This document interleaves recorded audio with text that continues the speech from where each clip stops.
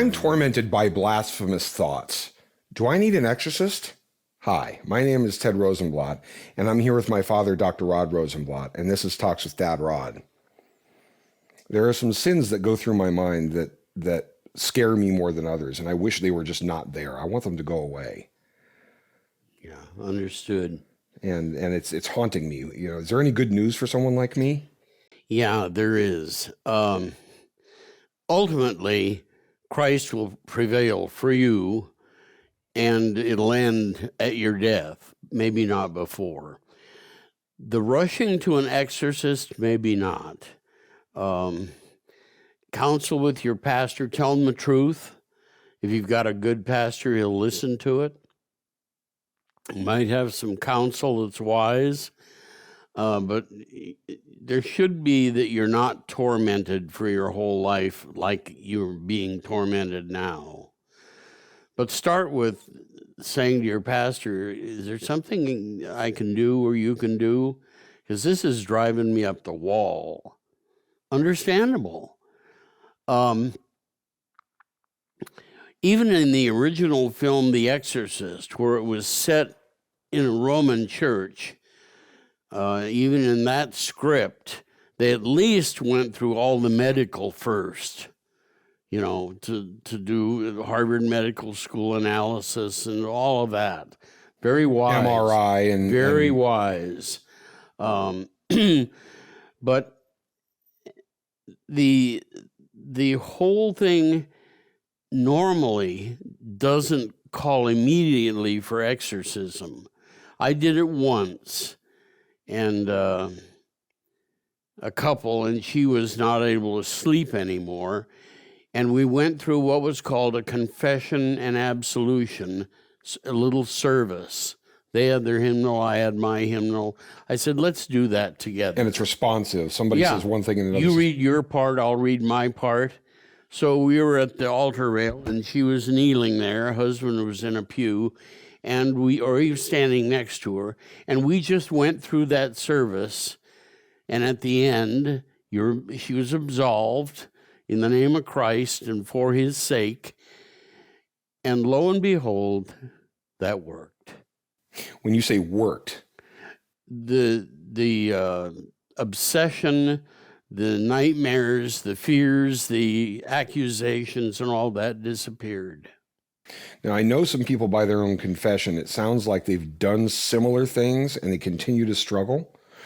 So I think it's hard because it doesn't seem like there is a spiritual catch-all, almost like an incantation or a spell that causes another spell to be something to be dispelled. Yeah. And people, when we struggle with sins of a certain type, part of the horror of it is that it recurs and it just feels like you just can't get the thought out of your head. Yeah. And part of it is just it's repetitiveness. Yep. You know, every night when I try to go to sleep. And how much more horrific is it that it will continue even if I've gone to confession and absolution, I've done the thing you just said, and it doesn't quote unquote work for me. Yep. Then what? Well, keep in conversation with your pastor. If it comes to exorcism, your pastor can do that, though he'll have to go. I had to go to another confession to find a service of exorcism because we in the old ALC had gotten rid of such things. That blows my mind. Right about the time The Exorcist film, the first one, came out, we were dumping all the supernaturalness out of the catechism. Talk about irony. I always remember talking about, it was such an oddity to me about the idea of having to exorcise a demon out of somebody. And I would ask people, I said, in Scripture, we see that there are people who are possessed. I'm like, did that somehow stop along the way? We act as though it just went away. Yeah. We're modern people now. We have science. Yeah. So even if that isn't the case, and I would say that most often it seems like it's not actually a possession thing, it's just a sin thing. Yeah. And it's hard for us to deal with the sin of this flesh. Yeah. This flesh likes to do it. Yeah. And the other thing is, given a person's upbringing, especially first 7 years, a lot of it could be psychological. That takes somebody who's a really good therapist, of which there are very few these days, but that's help, because it's basically psychologically based in years 0 through 7. Just on a worldly note, I can tell you, I know, and there was one friend of ours that was very frustrated about this idea because he didn't want to think this sort of thing was happening.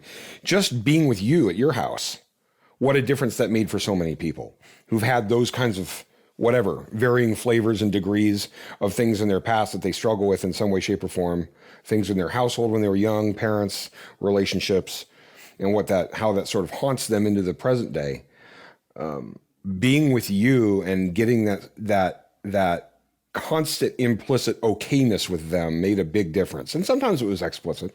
Sometimes the stories would come out and you would sit there and say, but it's not your fault. It was that Goodwill Hunting line. It's not your fault. And it's funny how it's really a good line. I just wish they didn't end there. It's really a beginning, not an ending. He said it 3 times. Yeah. But you notice what they did. That's how they finished the movie. It's not an ending. It's actually a beginning. Yeah.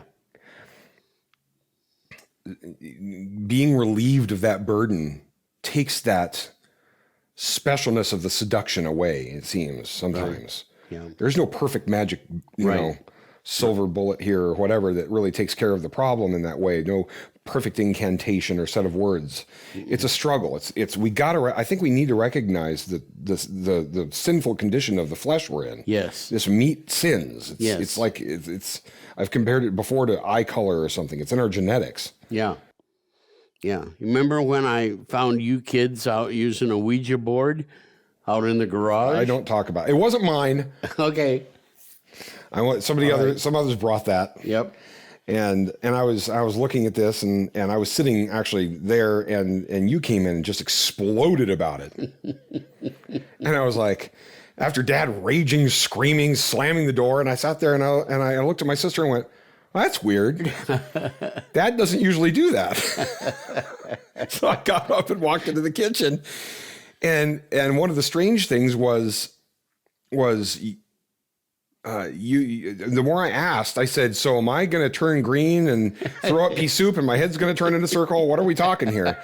And the more questions I had, the more you got vaguer and vaguer. And that started to creep me out. But you do remember, I said those things work? Yeah, you said the problem with that isn't that it doesn't, I go, but Dad, it's got to be okay. It's from Parker Brothers. Yeah, right. It's a game. And you were just going, ugh.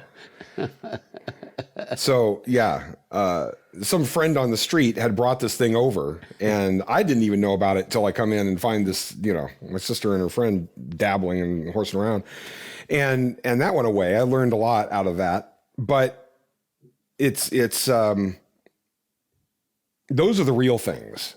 And we sinners on an average basis don't have that sort of thing in play. Yeah. That's not really the case. The case is that we struggle with our sin in our flesh and we want it to stop. It sounds so much like St. Paul in Romans 7. Yep. I hate this. Yep. In the new man, in this new creature we are given, in this gift of faith that we are given, I hate that. I don't want to do that anymore. And my body keeps doing the thing. Yep. And I'm so thankful St. Paul is like, yes, this is the struggle. Yep. Who will deliver me from this body of death? Yep. That's the confession of the faithful believer who sins. Yep. Who will deliver me from this body of death? It keeps doing it. Yep. God, I just want it to stop. Would you please stop? It will. It's a burden to me. It will, yeah. Yeah, it's just, the prayer comes out, Lord, take this off of me. I'm so weary. Yep. The fears and the terror, and I'm so certain today that I have just outsinned your grace and I'm going to hell. And when I die, you're going to look at me and say, I never knew you. I'm just in terror about that. Yeah. Because it feels like that today. Yeah. Because I can't get it to quit. Yeah. Well, a good pastor will counsel from the scripture promises over and over and over and over again. And he should be doing helpful things from the pulpit every Sunday about Christ's death and his resurrection, and that was for you, and to tell you again the same thing. That delivered you, whether you believe it today or tomorrow or the next day or so forth. Don't worry about it. It was done for you. You were baptized into it. Relax. Be of good cheer. That sort of message should be present through a parish's life, not just pulpit, but ed and everything else. That's the message. Keep doing it. It's just got to be repetitive, just like coming and getting Christ in the sacraments. Yep. It's just an ongoing, always thing because you're always dealing with it. Yep. And we tend to stray, we tend to forget, we tend But the time will come when it's over. Not now. Not now. But it will end. It's a tough one. And we feel your pain on this. When you come to us, we believe me, we understand. Please understand that we understand. We're with you. So hope this is helpful for you. Come to 1517.org for more gospel like this, because the great I am is for you. And we will see you on social media. Talk to you soon. Thank you for joining us on Talks with Dad Rod, part of the 1517 Podcast Network. This podcast and all 1517's content is made possible through financial support by listeners just like you. Please visit 1517.org for more, and please consider clicking on the donate button and making a recurring or one-time contribution to help us share this good news in a world which so desperately needs it.